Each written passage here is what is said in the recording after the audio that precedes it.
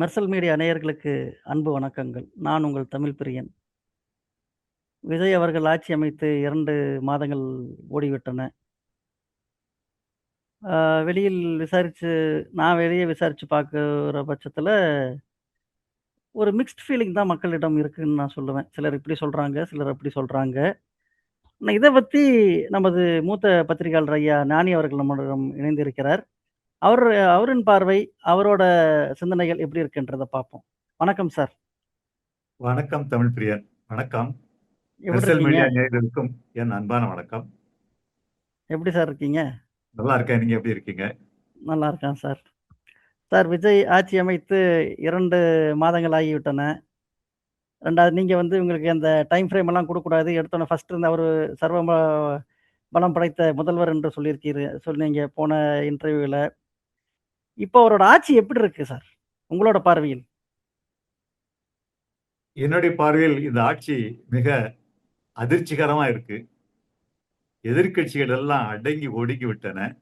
இவரோடு அரசியல் செய்வது எப்படி என்று தலைதெறிக்க ஓடிக்கொண்டிருக்கும் நிலை எதிர்க்கட்சியில் வந்துவிட்டது. இது இதுவரை உள்ள வரலாற்றில், அரசியல் வரலாற்றில் இது ஒரு புதிய முன்னெடுப்பு என்று நான் கருதுகிறேன். இது நல்லதா கெட்டதா என்பது முக்கியமில்லை. ஆனால் இதுவரை யாரும் எடுக்காத ஒரு புதிய முன்னெடுப்பை அவர் எடுப்பதாகவே நான் கருதுகிறேன். அடிச்சு ஒடிச்சுட்டாங்கன்றீங்களே, எத வச்சு சொல்றீங்க? நான் அப்படி ஒண்ணும் பார்க்கலையே. இவங்க கை தான் ஓங்கியிருக்க மாரி எனக்கு படுது. யாருடைய கை? எதிர்க்கட்சி குறிப்பாக சொல்லப்போனா திமுக அவர்களோட கை தான் ஓங்கியிருக்க மாரி தெரியுது. ஒவ்வொரு ஒவ்வொரு வார்த்தைக்கும் பதில் குடுக்குறாங்களே! அவரால பேச பதில் முடியலன்னு தான். அவரு பேசுறது சட்டசபையில பேசினா இவங்க இருக்கிறதெல்லாம் ஓகே. ஆனா, அவரு வெளிய போயி ஏதோ ஒரு பொதுக்கூட்டத்துல தான் பேசுறாரே ஒரு கூட்டத்துல தான் பேசுறாரே தவிர, இவர்கள நேரடியா சந்திச்சு எதுவும் பதில் அளித்த அடுத்த கட்ட தலைவர்கள் அவங்க வந்து பதில் சொல்றாங்க. ஆனா, இவரு எதுவும் பதில் சொல்ற மாரி தெரியலையே! அப்படி இருக்கும்போது அடிச்சு, ஒடிச்சு எப்படி சார்? புரியலையே!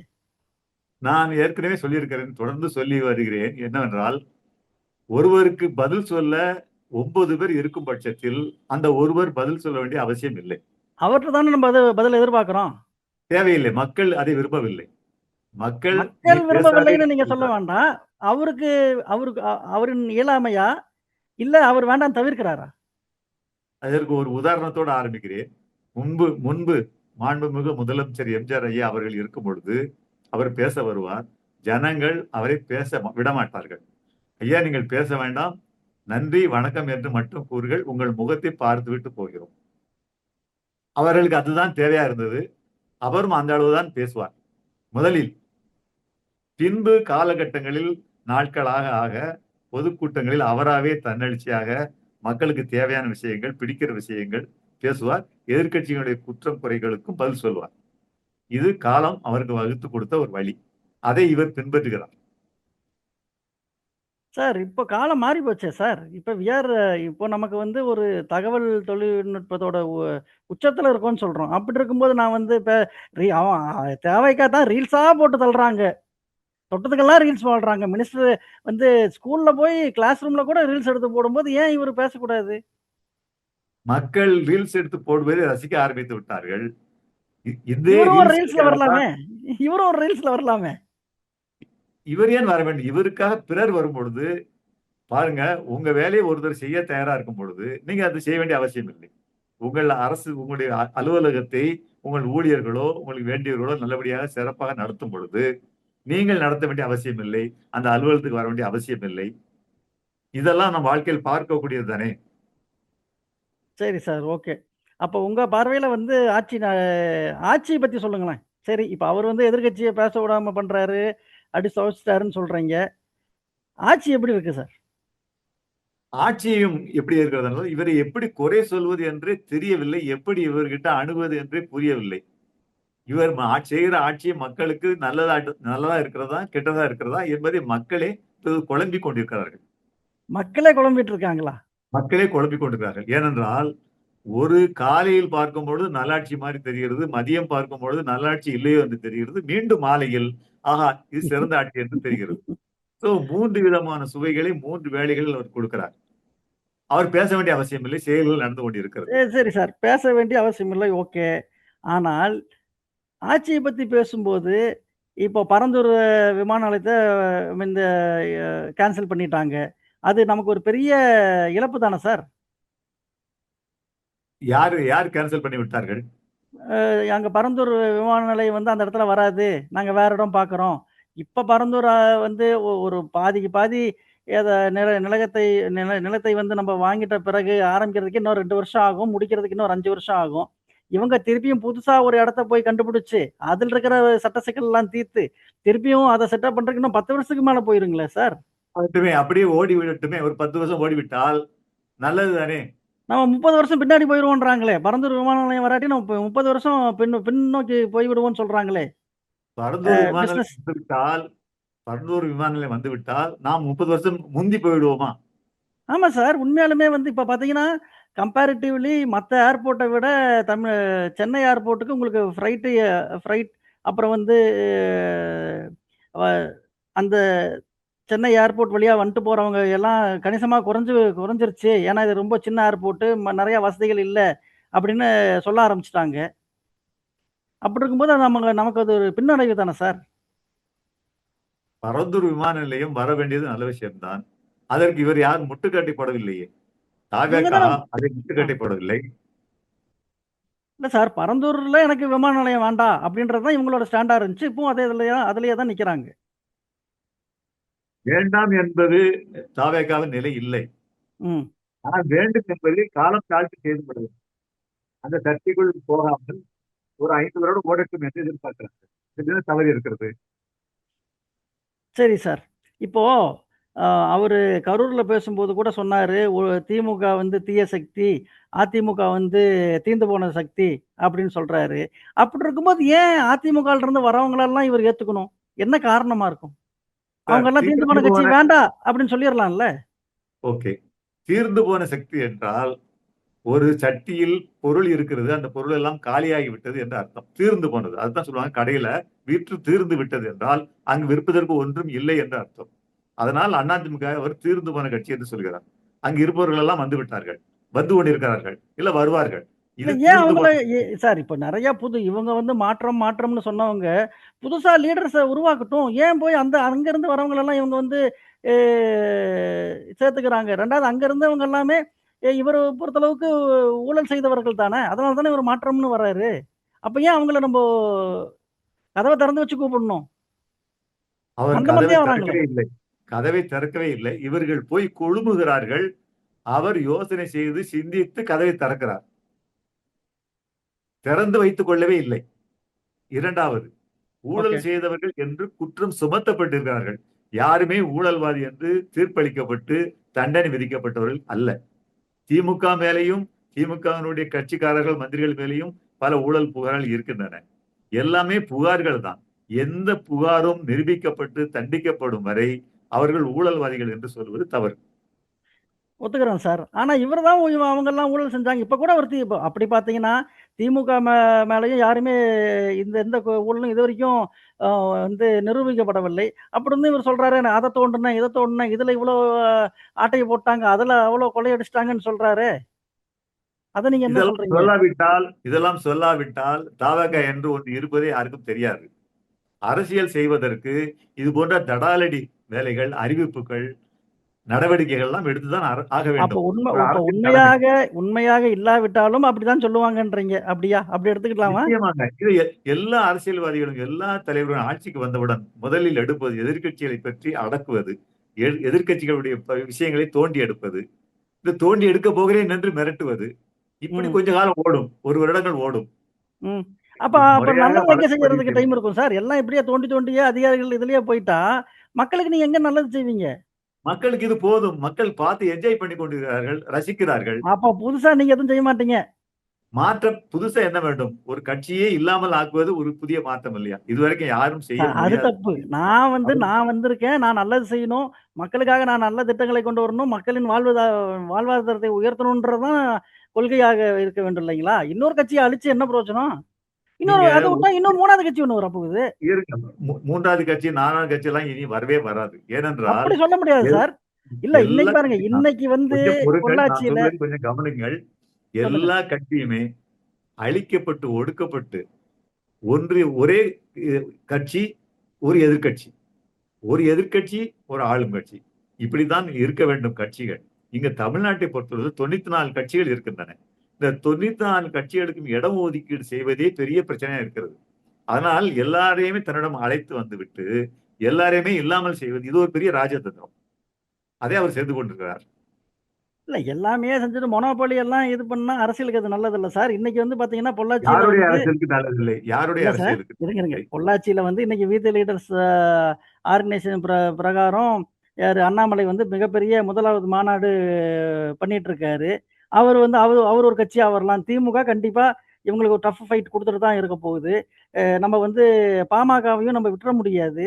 ஏன்னா, அவங்களுக்குன்னு கணிசமான ஒரு என்னது ஒரு வாக்கு வங்கி இருக்கு. இப்படி இருக்கும்போது எப்படி இவர் மத்ததெல்லாம் அழிக்கிறாருன்னு சொல்றீங்க? அழிக்க முடியாது. அப்படிதான் என்னதான் நான் அப்படிதான் கருதுறேன். இது அழிப்பதாக கருதக்கூடாது. நான் அழித்து ஒழிப்பதாக கருதக்கூடாது. இல்லாமல் ஆக்குவது. அதாவது 2க்கும் வித்தியாசம் 2க்கும் இருக்கிறது. நீங்க இல்ல வார்த்தை அழித்து ஒழிப்பது என்பது வன்முறை. ஆ இல்லாமல் ஆக்குவது என்பது ஒரு அதாவது தெளிவான செயல் திட்டம். அதை அவர் ஓகே. செய்கிறார். இதற்காக அவர் ஆயுதம் எடுப்பதில்லை. ம், வேற அ வன்முறைகளையோ, பிற்போக்குத்தனத்தை அவர் கையாள்வதில்லை. அந்த ம். கட்சியை அகற்றுவது. அதாவது சமூகத்தில் இருந்து வாக்காளர்கள் மத்தியில் இருந்து அவர்கள் நீக்குவது. அதை அவர் செய்கிறார். செய்ய தெரிந்திருக்கிறது செய்கிறார். சரி சார். ஓகே. இப்போ அப்படி பார்த்தா நீங்க வந்து இவங்க ஆட்சிக்கு இதுவரைக்கும் வந்து பார்த்தீங்கன்னா, தோராயமா பாஸ் மார்க் குடுக்கலான்னு சொல்றீங்க. ஆட்சிக்கு பாஸ் மார்க் கொடுக்க வேண்டியது மக்கள். மக்கள் இல்ல மத்தியில் உங்க கருத்த அவருடைய கேட்கிறேன் நானு. செல்வாக்கு கொஞ்சம் சரிந்து இப்ப இருக்கிறது நீங்க வந்து உண்மைதான். என்கிட்ட பலமுறை சொல்லியிருக்கீங்க. நீங்க வந்து பைக்ல போறீங்க. உங்களுக்கு உங்களுக்கு இன்டராக்ஷன்லாம் கிடையாது. நான் ஆட்டோல பயணிப்பவன். என்ன சராசரி மதுரை மனிதர்களை தினமும் சந்தித்து பேசுபவன். அவங்களோட மனநிலை எனக்கு தெரியுது. அப்படின்னு சொல்றீங்க. அத வச்சு தான் கேட்கிறேன். நீங்க பார்க்க வேண்டிய 2 விஷயம். ம். மக்கள் பார்வையில் அரசு எப்படி இருக்கிறது என்று கேட்டால் அதுக்கு பதில் வேறு. ஓகே. அரசியல் பார்வையில், ம். நடப்பின் அடிப்படையில் இந்த அரசு செய்வது சரியா தப்பா என்று கேட்டால் அதற்கு பதில் வேறு. இப்பொழுது நீங்கள் கேட்க வேண்டியது என்னிடம் தெளிவா சொல்லுங்கள். அரசை பற்றிய மக்கள் கருத்து என்னன்னு கேட்டால் மக்கள் அதற்கு கருத்து தனியா சொல்லுங்க. நம்ம பதில். மக்கள் கருத்து பேசினா போதும். நம்ம கருத்து 2வது மக்கள் தான் வரும். கருத்து மக்கள் மத்தியில் அவருடைய செல்வாக்கு சதவீதம் சரிந்து கொண்டிருக்கிறது.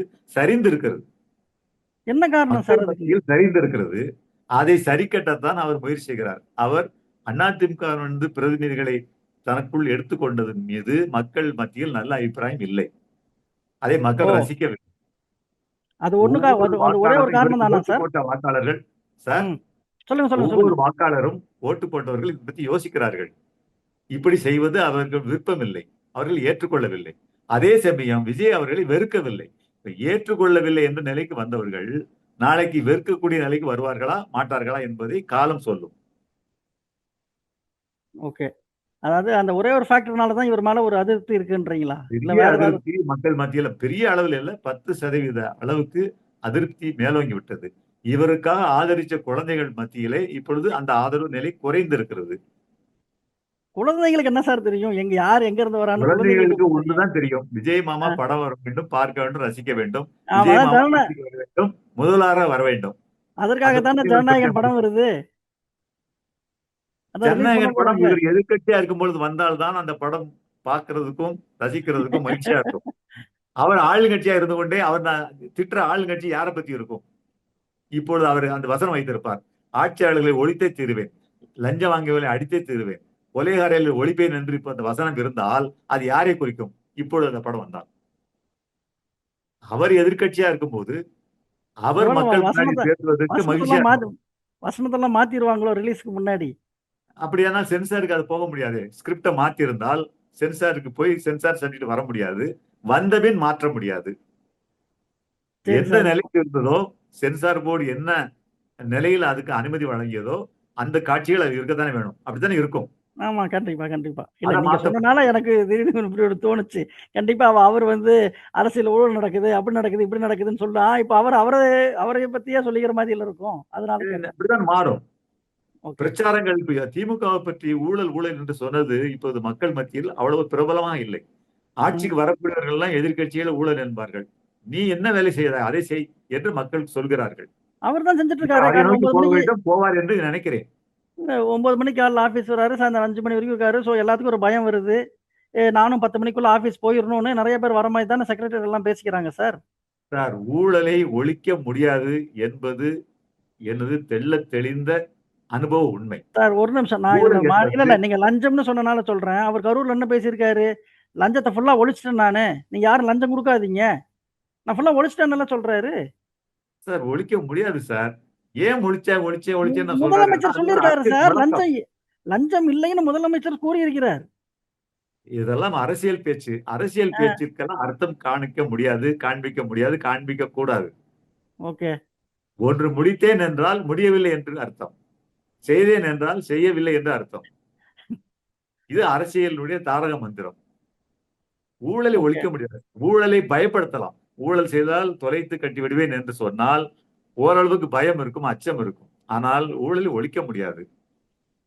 நீங்க இல்ல சார். இப்ப இல்ல, இல்ல. நோ இப்போ நான் டைவர்ஷன். என்னுடைய நண்பர்கள் வந்து சில பேர் பிடபிள்யூக்கு போயிருக்காங்க, அங்க போயிருக்காங்க. இப்பல்லாம் நெறைய விஷயம் டக்கு டக்கு டக்குன்னு நடக்குது அப்படின்றது ஒரு பேச்சு அடிபடுது. பிடபிள்யூடியில் அவர்கள் நெருப்பு இல்லாம சென்று புகையாது இல்லைங்களா? கேளுங்கள். பிடபிள்யூ சென்று எந்த விஷயத்திற்கு போனார்கள், எந்த விஷயங்கள் டக்கு டக்கு என்று நடக்கிறது என்று நீங்கள் தெளிவுபடுத்த வேண்டும். இல்ல சார். பிடபிள்யூடியில் இல்லங்க. ஒரு ஒரு ஆயிரக்கணக்கான பணிகள் இருக்கு. ஓகே. லஞ்சம் கொடுக்க வேண்டிய பணிகள், லஞ்சம் வாங்க வேண்டாத பணிகள், லஞ்சம் கொடுத்தே தீர அதிலேயே வேண்டிய அதிலேயே 2, 3 வச்சிருக்கீங்க. இந்த நிறைய இதுல இருக்கு சார். இதுலலாம் நான் வாங்கலாம், இதெல்லாம் வாங்கக்கூடாது அப்படின்னு. ஆமா. நீங்க இது புதுமையாக இருக்கு. அ பிடபிள்யூடி போய் ஒரு கான்ட்ராக்ட் வேலை எடுக்கிறார் ஒருத்தர், கட்டட கட்டுமான வேலைக்கு எடுக்கிறார் என்றால், அதில் 20%, 10%, 15% வாட் எவர் இட் இஸ், இவ்வளவு ஓகே. கமிஷன் என்று இருக்கும். ம்.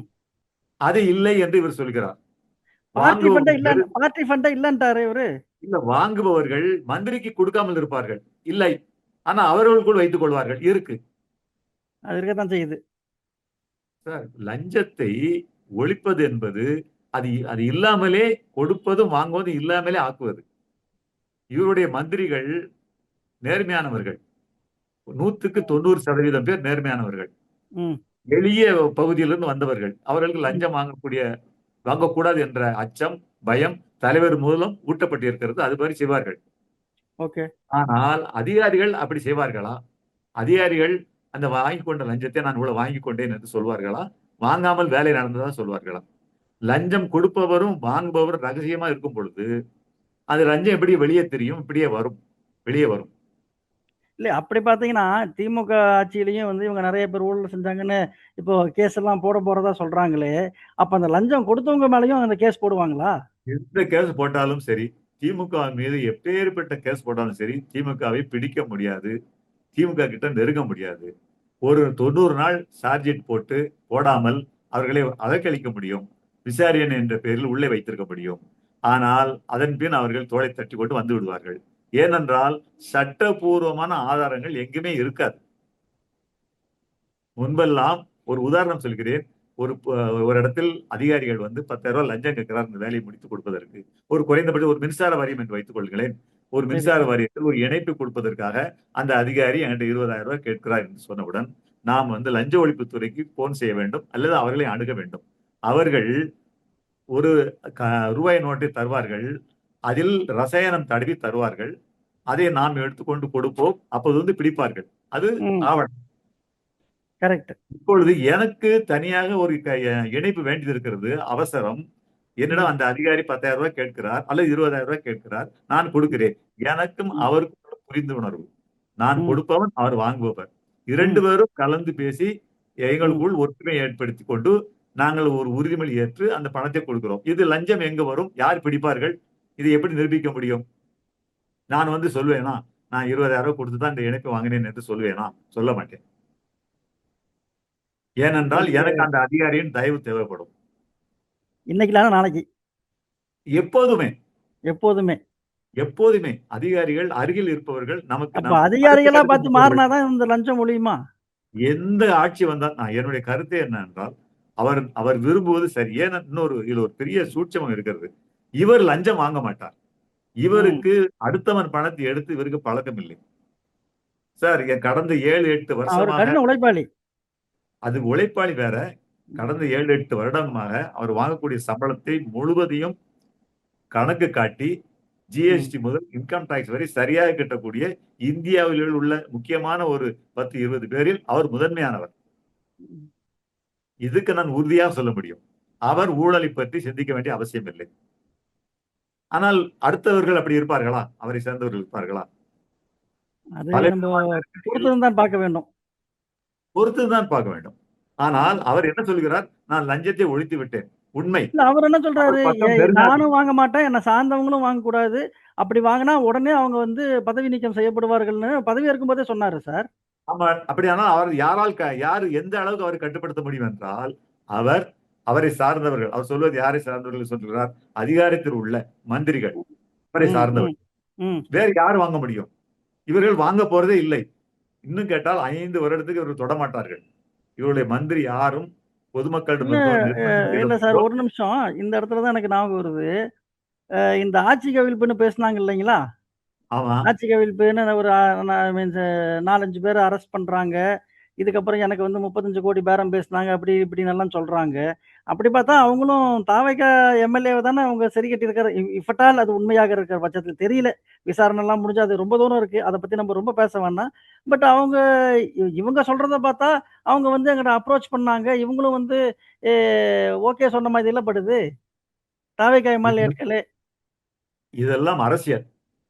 இதெல்லாம் ஓகே. அரசியல் செய்வதற்கான சில கருவிகள், சில காரணங்கள். இல்ல லஞ்சம் எனக்கு குடுத்தா, தெரிஞ்சு இருங்க. ஒண்ணே துப்பறினா ஒண்ணு நான் சொல்லல சார். நான் ஒண்ணே ஒண்ணு சொல்லிக்கிறேன்.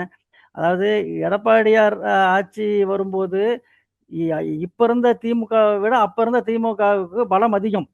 அப்படி இருக்கும்போதே, ஸ்டாலின் வந்து இல்ல, இல்ல நான் வந்து எதிர்க்கட்சி அப்படின்னா, நான் மக்களால் ஜெயிச்சு தான் நான் வருவேன். அதுவரைக்கும் நான் வரமாட்டேன் அப்படின்னு சொல்லிட்டாரு. ஆனா இந்த இடத்துல வந்து பார்த்தா, இவங்க வந்து இல்ல, இல்ல இவங்க ஆட்சிய புடிக்க ட்ரை பண்றாங்க. இப்ப 40 சொச்சம் பேர் ஏதோ தான் கூட்டணி எல்லாம் இல்லாம ரொம்ப கம்மியா தான் இருக்கு. அப்படி இருக்கும்போது, அவங்க மேல ஒரு குற்றச்சாட்டு வைப்பது கொஞ்சம் அ இதா தெரியல சார். சார் இல்ல, இல்ல. அதாவது இவங்க என்ன சொல்றாங்க, ஆட்சி கவிழ்ப்பு, ஆட்சி கவிழ்ப்புன்னு சொல்றாங்க இல்லைங்களா? ஆனா எனக்கு தெரிஞ்சு முதலே அவங்க வந்து அ நெறைய இத விட அதிக எம்எல்ஏக்கள் வைக்கும்போதே அவங்க அந்த திட்டத்த கையெடுக்கல. இப்ப அவங்க எடுப்பாங்கன்னு நீங்க நெனைக்கிறீங்களா? சார் இதெல்லாம் வந்து இதெல்லாம் அரசியல் அரசியல் சாணக்கியத்தனத்தின் ஒரு பகுதி. ஓகே, அல்லது அரசியல் சதுரங்க விளையாட்டில் இது ஒரு பகுதி. ஓகே. அவர்கள் ஆட்சியை கவிழ்த்து விடுவார்கள், கவிழ்க்க பார்க்கிறார்கள், கவிழ்க்க முயற்சி செய்கிறார்கள் என்பது இவர்களுடைய அரசியல் போக்கு, அரசியல் சாட்டை, அடி, ம், ம், அரசியல் ம். வீச்சு, சொல்வீச்சு. ஓகே. இவர்கள் சொல்வீச்சு. எங்களிடம் உறுப்பினர்களே கிடையாது. நாங்க எங்க கவிழ்க்க போறோம்? ஆமா. ஏடிஎம்கேலிருந்து முக்கால்வாசி பேர் போக தயாரா இருக்கிறார்கள். தாவேகா கூட. ஆ. எப்படி எதை வைத்து இவர்கள் கவிழ்க்க போறார்கள்? எத்தனை எம்எல்ஏகளை வாங்கி இவர் கவிழ்க்க போறார்கள்? இதெல்லாம் அரசியலுக்காக அவர்கள் பேசக்கூடியது. காரணம், உண்மை, பொய் என்பது விசாரணையில் இருக்கிறது. விசாரணை தான் அதை வரும் பற்றி வரும். நம்ம பேச வேண்டாம். சரி சார். ஆனால் மக்களுக்கு இப்படி பேரம் பேசுவதோ, பேரம் பேசுவதாக கூறுவதோ, அல்லது ஒருவரை கட்சியை விட்டு நீக்கி தன் கட்சிக்கு அழைப்பதோ மக்களுக்கு பிடிக்கவில்லை. ஓகே. ஸோ இதெல்லாம் வந்து ஒரு பொழுதுபோக்கா எடுத்துக்கிறதா? இல்ல ரொம்ப சீரியஸா நம்ம வந்து பேசணும்னாலே இது பொறுத்திருந்து தான் சொல்ல வேண்டும். இப்ப நம்ம எதுவுமே பேச முடியாது அத பத்தி. நாம் சீரியஸா எடுத்துக்கொள்கிறோம். பொதுமக்கள் அதை வந்து நகைச்சுவையாக ந எடுத்துக்கொண்டிருக்கிறார்கள், ரசித்துக் கொண்டிருக்கிறார்கள். ஓ! நம்ம தான் சீரியஸா எடுத்துட்டு பேசுறோம்ன்றீங்க. ஓகே. முதலில் ரசிப்பார்கள், ஆமா. முதலில் பாராட்டுவார்கள், பின்பு ரசிப்பார்கள், பின்பு கரித்து கொட்டுவார்கள். ஓகே. இந்த மூன்றும் செய்வதுதான் மக்கள். அவர்களால் அதுதான் செய்ய முடியும். அவர்கள் கையில் அதிகாரம் எப்பொழுது வரும் என்றால், ஓட்டு அன்றைக்கு தான், வாக்கு செலுத்துற அன்றைக்கு தான் அவர்களிடம் கையில் அதிகாரம் வரும். ஓகே. யாரும் எதிர்பாராத அளவுக்கு கடகடவென்று தாவேகாக்கு ஓட்டு போட்டுவிட்டு வரவில்லையா மக்கள்? எல்லா ஆமாமா. இளைஞர்களும் எல்லா கட்சியை விட்டும் வந்து இவருக்கு ஆதரவு தெரிவிக்கவில்லையா? இது இது நிலைக்கிறதும் நிலைக்காததும் தாவேகாவின் கையில் இருக்கிறது. தாவேகாவுடைய தலைவர் நேர்மையானவர். 100%. அவர் ஒரு பைசா தொடமாட்டார், எடுக்க மாட்டார். அதுவும் 100%. தன்னை சேர்ந்தவர்களை தொடவும் எடுக்கவும் விடாமல் தடுக்க முயற்சி செய்வார். அது 100%. ஆனால் அதில் வெற்றி பெறுவாரா மாட்டாரா என்பது அது 50-50. அது சொல்ல முடியாது. ஆனால் அதுக்கு நம்ம பொறுத்திருந்து தான் அதற்கு பார்க்கணும். அப்புறம் ஒரு வட்டம் இருக்கிறது. ஓகே. அதுதான் அதிகார வர்க்கம், அதிகார வட்டம், ஆட்சியை செலுத்தக்கூடியவர்கள். அவர்கள் என்ன செய்வார்கள்? அவர்கள் எப்படி பேரம் பேசி இந்த ஊழலில் தங்களை வளர்த்துக் கொள்வார்கள், செயல்படுவார்கள். அதுதான் மக்களுக்கும் அவர்களுக்கும் உள்ள தொடர்பு. மக்களுடைய கோபத்துக்கும் மகிழ்ச்சிக்கும் அதுதான் காரணம். ஓகே ஒரு சார். பெரிய தமிழ்நாட்டுக்கு ஒரு தொழிற்சாலை வருகிறது. ஒரு 20,000 கோடி என்ற அளவில். ஒரு முதலமைச்சர் நினைத்தால் எனக்கு வந்து 10% கொடுத்து விடுங்கள். நான் அனுமதிக்கிறேன் என்று சொன்னால் 20,000 கோடியில் 10% அமௌண்ட் எவ்வளவு என்று நீங்க பார்த்துக் கொள்ளுங்கள். இது ஊழல். இது அவர் செய்ய மாட்டார்.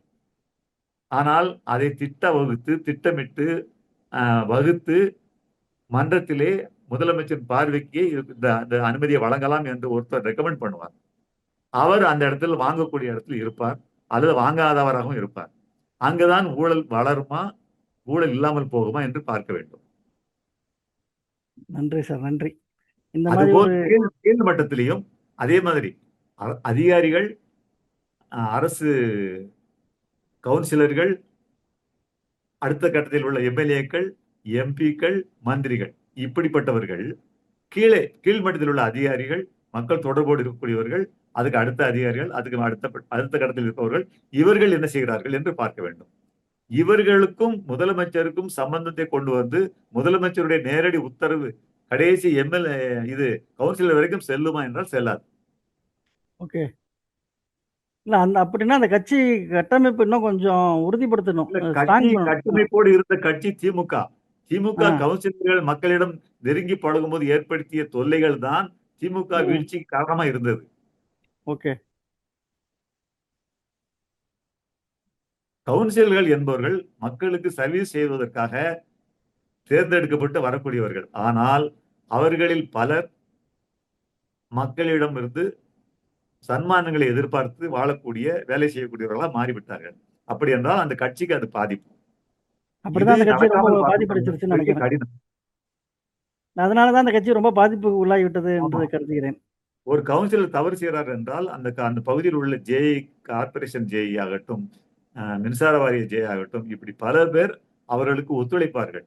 உண்மையான கவுன்சிலர்கள் கூட அவர்கள் நிர்பந்தப்படுத்துவார்கள் அல்லது உண்மையான அதிகாரிகளை கவுன்சிலுக்கு நிர்பந்தப்படுத்துவார்கள்.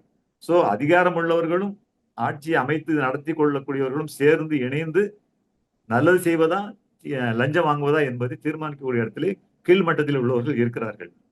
இதை அவர் எப்படி கையாளுகிறார் என்று பார்க்க வேண்டும்.